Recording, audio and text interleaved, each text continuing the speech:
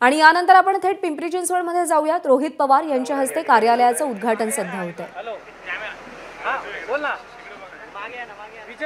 ईडीच्या कारवाईनंतर रोहित पवार पहिल्यांदाच समोर आले। काल बारामती ॲग्रोवरती ईडीने धाड टाकली होती। तब्बल 14 तास तिकडे कारवाई सुरू होती आणि त्यानंतर आता रोहित पवार पहिल्यांदाच समोर आलेले आहेत। पिंपरी चिंचवडमध्ये राष्ट्रवादी काँग्रेस शरद पवार गटाच्या कार्यालयाचं उद्घाटन केलं जात आहे। रोहित पवार यांच्या हस्ते हे उद्घाटन झालेलं आहे।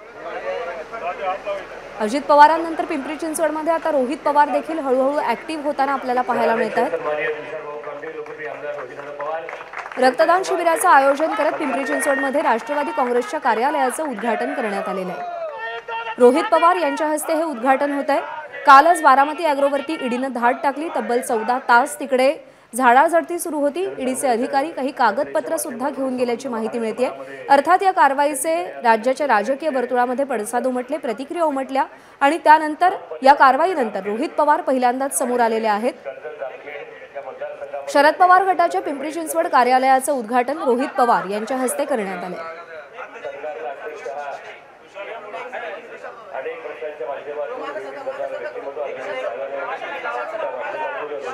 युवा संघर्ष यात्रेच्या माध्यमातून गेल्या काही दिवसांपासून रोहित पवार सातत्याने तरुणांचे प्रश्न मांडतायत। त्याच्यानंतर कालच त्यांच्या बारामती ॲग्रो कंपनीवरती ईडीने धाड टाकली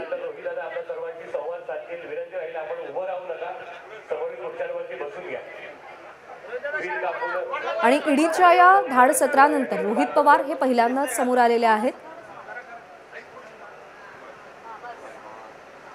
पिंपरी चिंचवडमधल्या राष्ट्रवादी शरद पवार गटाच्या कार्यालयाचं उद्घाटन रोहित पवार यांच्या हस्ते होत आहे। पिंपरी चिंचवडमध्ये अजित पवारांचं वर्चस्व आहेच, पण आता रोहित पवार सुद्धा इथे आपलं स्थान निर्माण करू पाहतायत का, अशी चर्चा यानंतर सुरू झाली आहे। एबीपी माझा, उघडा डोळे बघा नीट।